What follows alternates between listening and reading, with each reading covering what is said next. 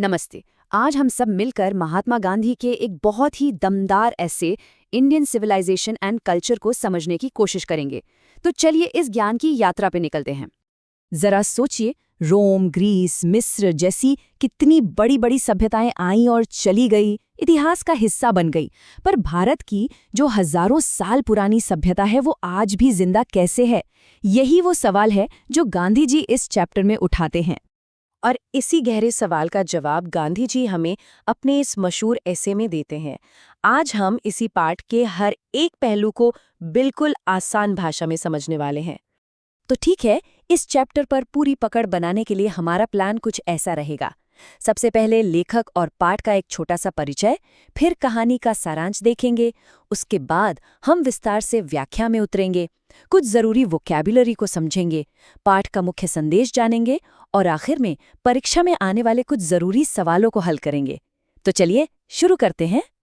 देखिए, महात्मा गांधी को हम सब राष्ट्रपिता के रूप में जानते हैं, पर वो सिर्फ एक स्वतंत्रता सेनानी ही नहीं थे, बल्कि एक बहुत गहरे विचारक, एक आध्यात्मिक गुरु और एक लेखक भी थे।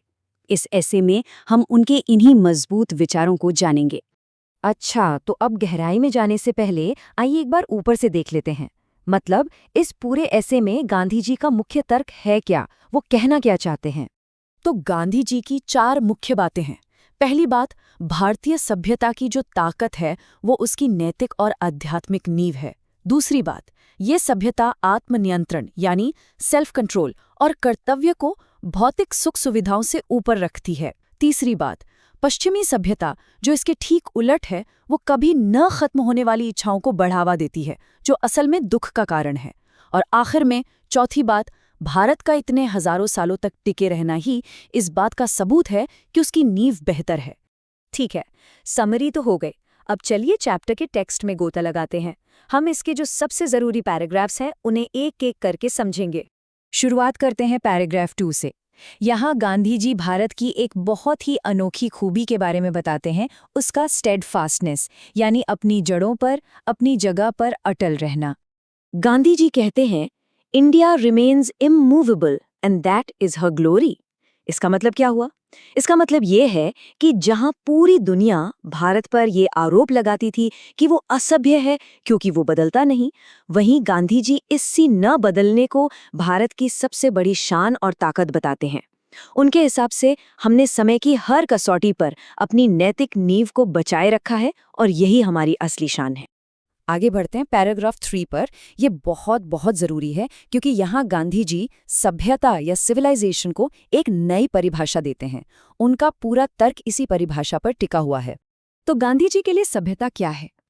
Civilisation is that mode of conduct which points out to man the path of duty. सीधे शब्दों में कहें तो सभ्यता का मतलब बड़ी बड़ी इमारतें या नई नई टेक्नोलॉजी नहीं है, बल्कि वो आचरण है, वो व्यवहार है जो इंसान को उसके कर्तव्य का रास्ता दिखाए। और मजे की बात यह है कि गुजराती भाषा में भी सभ्यता का मतलब अच्छा आचरण ही होता है।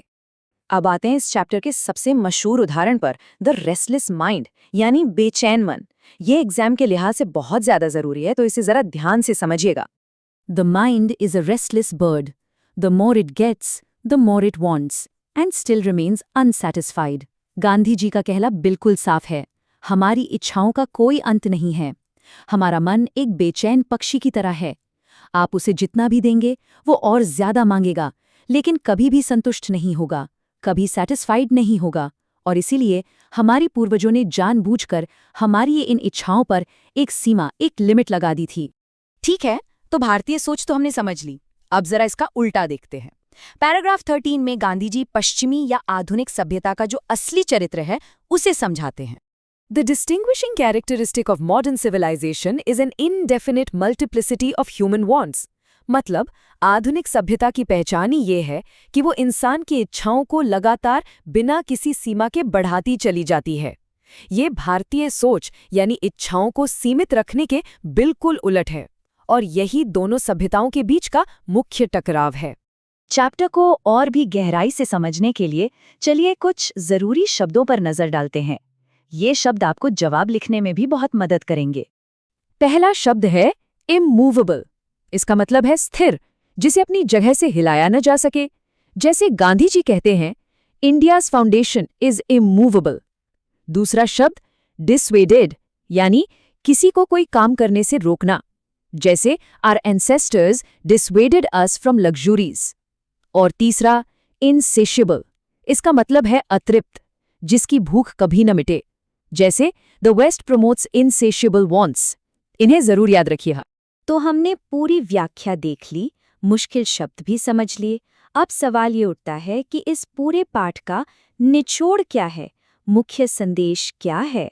ये स्लाइड देखिए, ये पूरे तर्क को एक ही जगह पर बहुत अच्छे से समझाती है। एक तरफ है भारतीय सभ्यता जो नैतिकता, आत्मनियंत्रण और कर्तव्य पर ध्यान देती है, तो दूसरी तरफ है पश्चिमी सभ्यता जो भौतिकवाद, कभी न खत्म होने वाली इच्छाओं और अनैतिकता को बढ़ावा देती है। गांधी जी के शब्दों में कहें तो एक हमारे अंदर के इंसान को ऊपर उठाती है, तो दूसरी हमारे अंदर के जानवर की पूजा करती है। चलिए, अब समय है अपनी समझ को परखने का। आइए परीक्षा के लिए कुछ जरूरी सवालों को हल करते हैं ताकि हमारी तैयारी और भी पक्की हो जाए। पहला सवाल, गांधी जी क्यों कहते हैं कि मन एक बेचैन पक्षी है?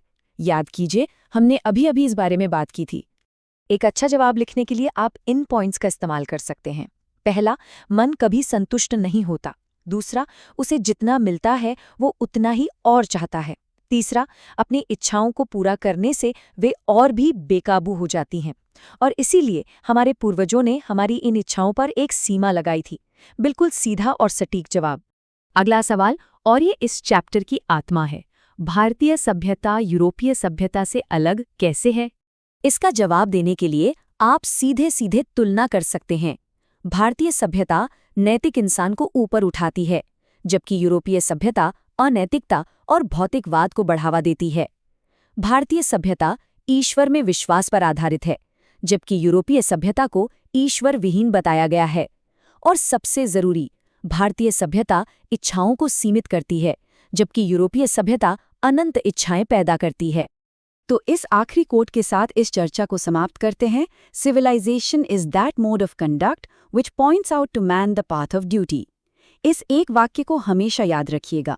गांधी जी के लिए असली सभ्यता चीजों में नहीं बल्कि चरित्र में है। यही इस पाठ का सार है और शायद हम सबके लिए एक सीख भी।